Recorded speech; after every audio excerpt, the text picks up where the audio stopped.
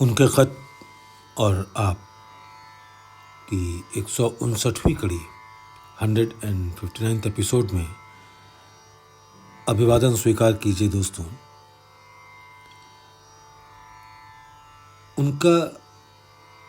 उनके जब ख़त मैं पढ़ता हूँ, बाबूजी साहब के जब मैं ख़त पढ़ता हूँ तो ये समझ में नहीं आता कि किस ख़त को मैं ये कहूँ कि ये बहुत ज़्यादा इम्पोर्टेंट है, महत्वपूर्ण है। हर एक ख़त एक जेवर है, एक हीरा है, उससे भी बढ़कर भी अगर हम कह सकें। 12 अगस्त साल 1952 बिरादरम तस्लीम। पोस्ट कार्ड भी मिला और दस्ती चिट्ठी भी मिली। दस्ती चिट्ठी बाई हैंड भेजा गया लेटर। पोस्ट कार्ड भी मिला और दस्ती चिट्ठी भी मिल गई। आपने जो अपनी समअवस्था के बारे में लिखा है उसका शुक्र है कि शुरुआत हो गई, मगर वाकई तौर पर जिसको समअवस्था कहते हैं वह तो भाई एक अजीब चीज़ है। हालांकि इससे पहले भी जो हालत होती हैं फुकरा उसको भी समअवस्था कहते हैं। ये भी हुआ है कि जब कुवाए बातिनी यानी शरीर के आंतरिक अंग थक जाते हैं, कुछ अभ्यास के असर से और बहुत कुछ बुढ़ापे की वजह से, उसको भी समअवस्था कह लेते हैं। मगर मेरी नज़र बहुत ऊंची है। मुमकिन है कि इससे आमतौर पर लोग इत्तेफाक ना करें। मैं खालिस रूप में, खालिस मीन्स प्योरेस्ट फॉर्म, शुद्ध रूप में, मैं खालिस रूप में समअवस्था उसको कहता हूँ कि जब जो इनएक्टिव सेंटर की कैफियत है वही रह जाए। ये ज़रूर है कि जब तक जिस्म मौजूद है उसकी कलों की गर्मी, कल कहते हैं पार्ट्स को, उसकी कलों की गर्मी और सर्दी आर्जी तौर पर ज़रूर एहसास में आती है। आर्जी तौर पर मीन्स टेम्परेरी।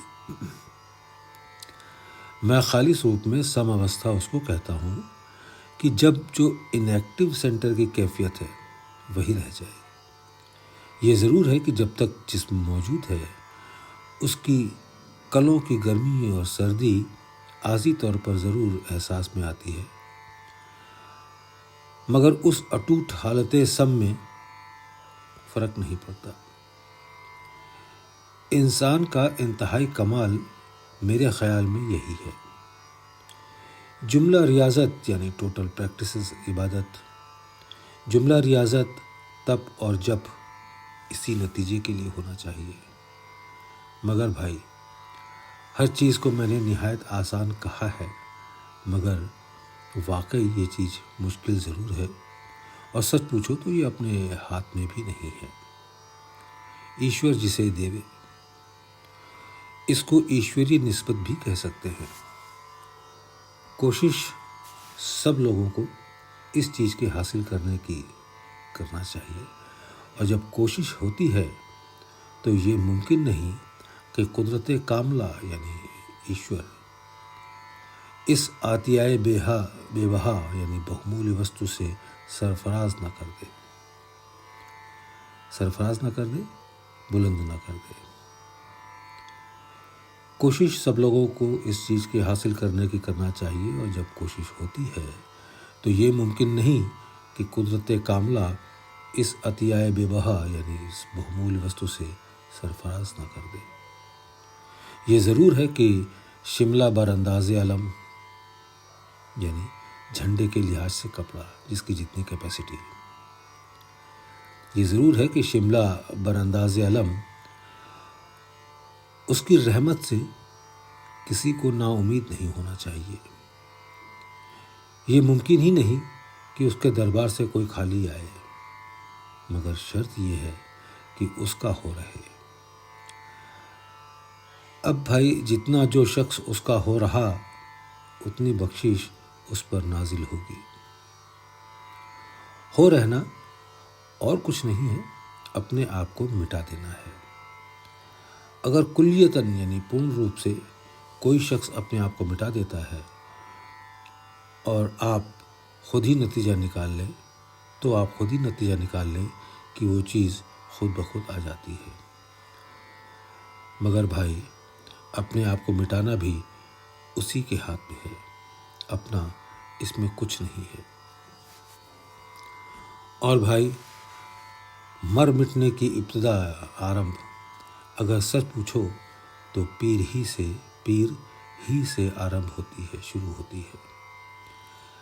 अगर पीर मर मिटा है तो उस पर मर मिटना बेहतर, और अगर ऐसा है नहीं तो इससे यही बेहतर है कि अगर कोई न मिल सके तो बराह रास्त यानी डायरेक्ट मोहब्बत और इश्क पैदा करें। मुमकिन है कि हमारे पूज्य पंडित जी ने अब तक बराह रास्त यानी डायरेक्ट इश्क पैदा करने की कोशिश की हो, मगर ऐसे आसार पाए नहीं जाते। इसलिए कि अगर ये बात होती तो जिस पर जो मर मिटा है उस पर वो जरूर मर मिटे होते। मसल मशहूर है यानी कहावत मशहूर है कि जो शख्स अपने मोहब्बत करने वालों को मोहब्बत करता है उससे मोहब्बत खुद ब खुद पैदा हो जाती है।